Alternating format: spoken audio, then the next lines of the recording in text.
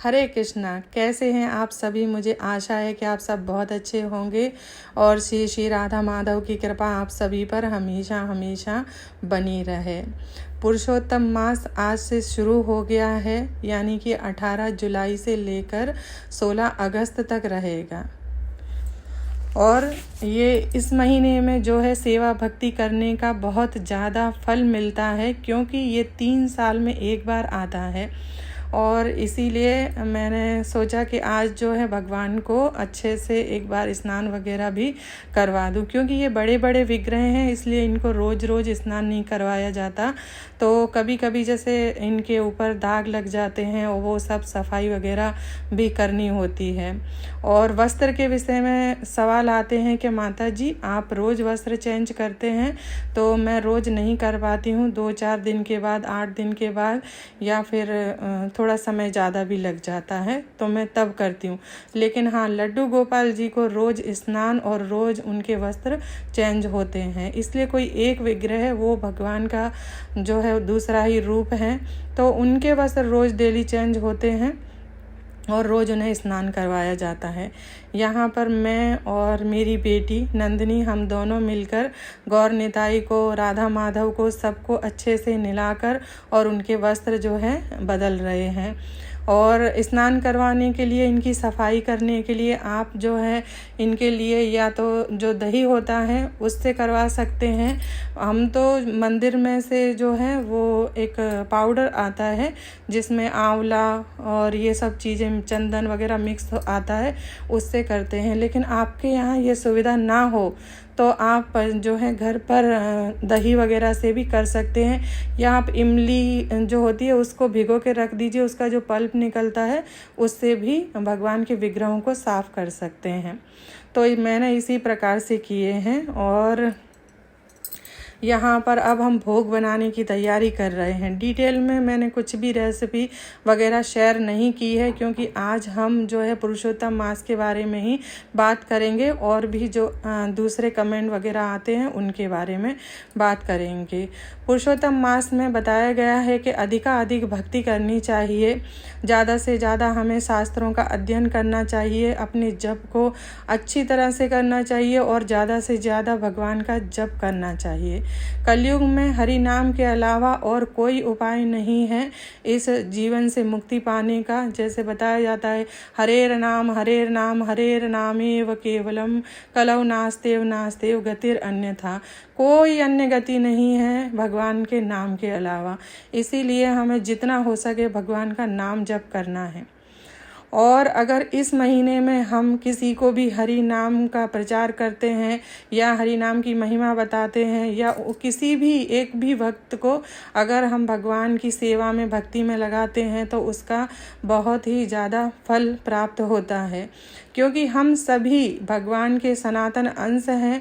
और यदि कोई हमारा अंश यदि बिछड़ जाए हमसे और वो अगर हमसे मिल जाए, जैसे कि माता पिता से अगर कोई बालक बिछड़ जाए कहीं मेले में या कहीं पर भी बाजार में, और यदि उसे कोई लाकर उससे मिला दे, तो उस पर माता पिता का कितना स्नेह होता है कि इस व्यक्ति ने हमारे बिछड़े हुए बच्चे को हमसे मिला दिया है।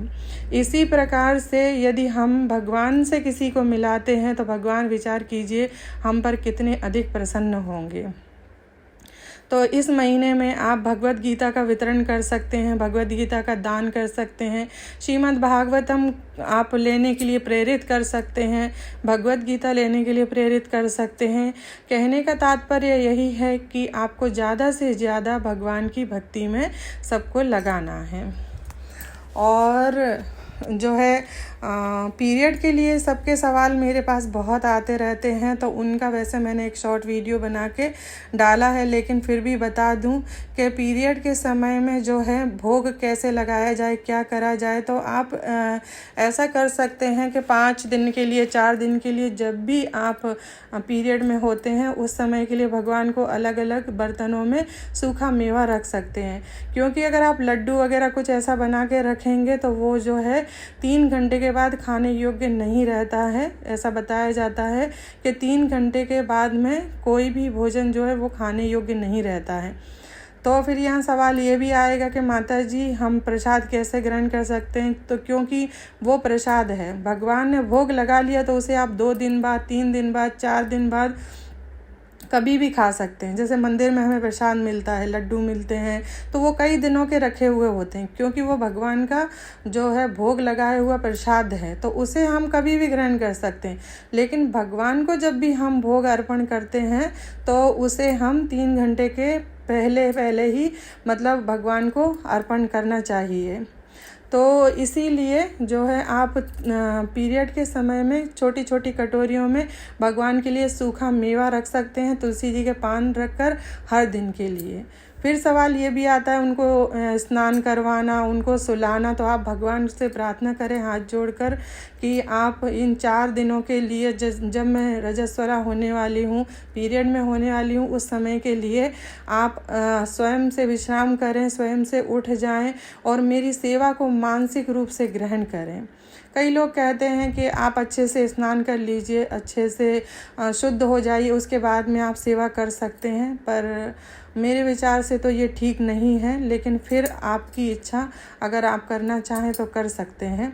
मैंने कभी नहीं किया, मेरे घर में भी बहुत समस्या रहती थी, बच्चे नहीं कर पाते थे, छोटे थे, प्रभु जी वगैरह भी नहीं कर पाते थे, तो मैं भी इसी तरह से करती थी।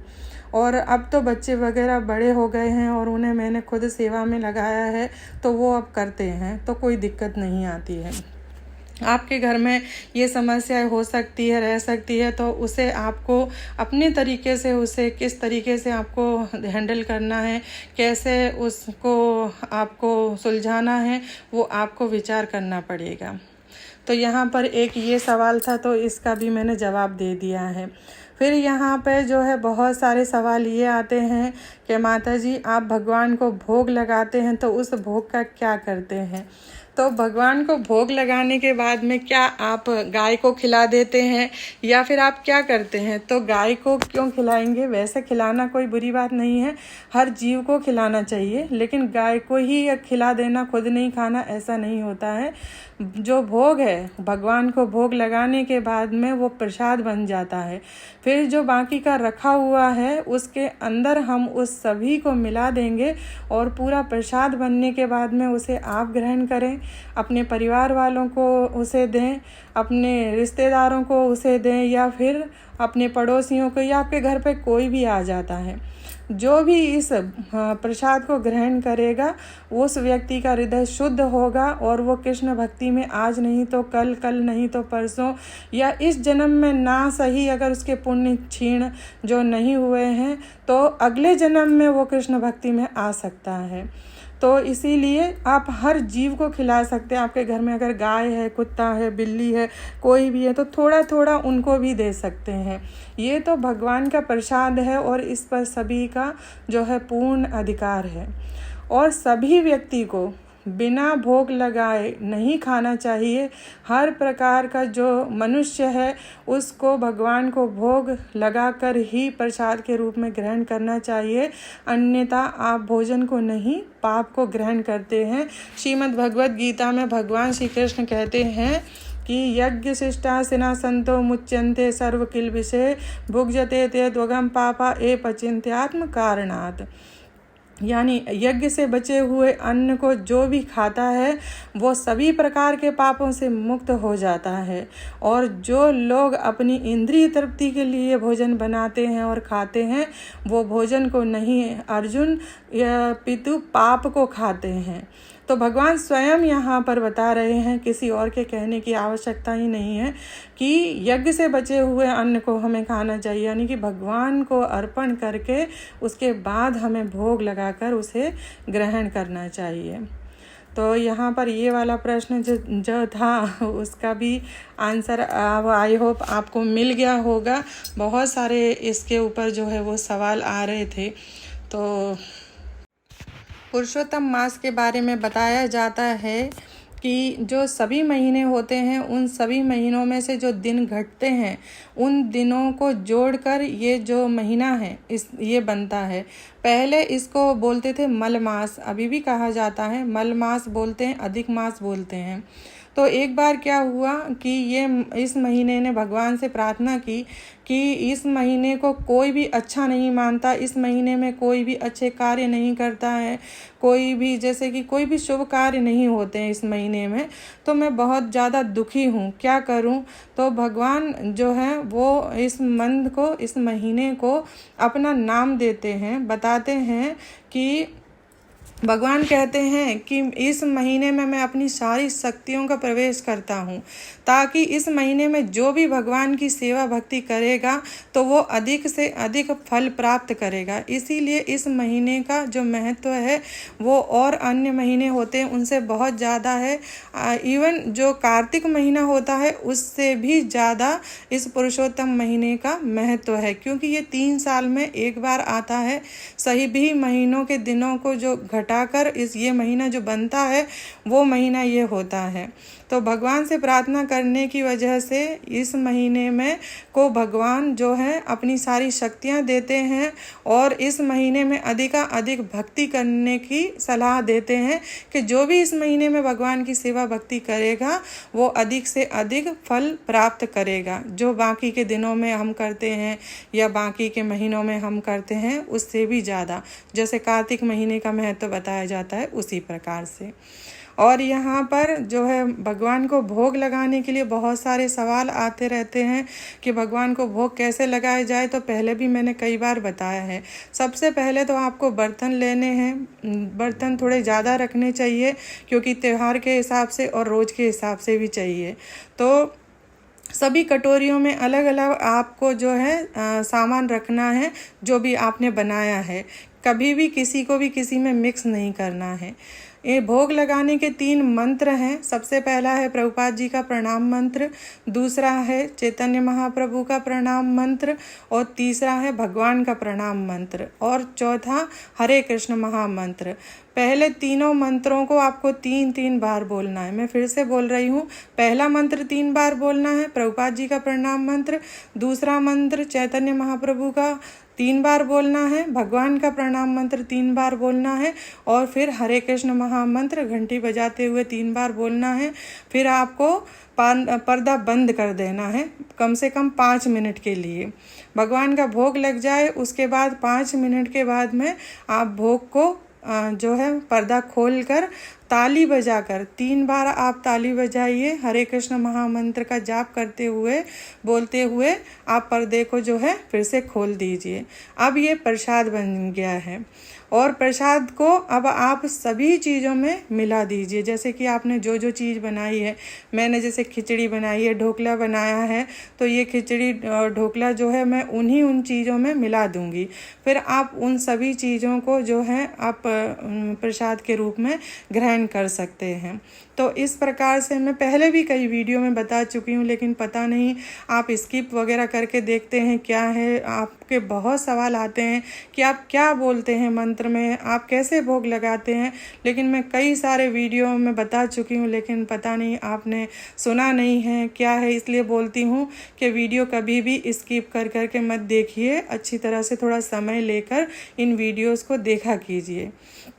भोग लगाने के विषय में बहुत सारे जो है भक्त बोलते ऐसे नहीं ऐसा करना चाहिए आपको, ऐसे नहीं ऐसा करना चाहिए। आपका कहना सही है, आपने अपने गुरु परंपरा में जैसे सीखा है वैसे आप कर रहे हैं, लेकिन मेरे गुरु महाराज ने जहाँ पर मैं दीक्षा ले रही हूँ, जहाँ जिनको मैंने गुरु माना है और जिनको मैंने गुरु स्वीकार किया है, उन्होंने जिस प्रकार से मुझे बताया है मैं उसी प्रकार से भोग लगाती हूँ और मैं वैसे ही भोग लगाऊंगी, क्योंकि मैंने उनका सानिध्य ग्रहण किया है। वो मुझे भगवान के विषय और भगवान के बारे में बता रहे हैं, तो उनसे ही मुझे जो है सीखना है कि मैं किस प्रकार से जो है भोग लगा सकती हूँ। तो यहाँ पर मैं बता रही हूँ कि ये सब चीज़ें आप इस तरह से मिला के रख दीजिए और फिर इनको आप प्रसाद के रूप में ग्रहण कीजिए।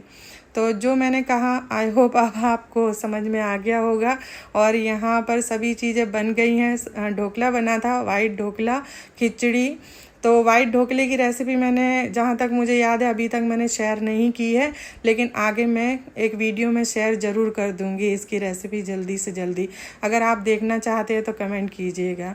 और यहाँ पे मैं नंदिनी का टिफ़िन लगा रही हूँ, उसे कॉलेज जाना है तो उसे सिर्फ ढोकला ले जाना है, खिचड़ी वगैरह वो खा के जाएगी। तो बस ये सब चीज़ें ले जाएंगे।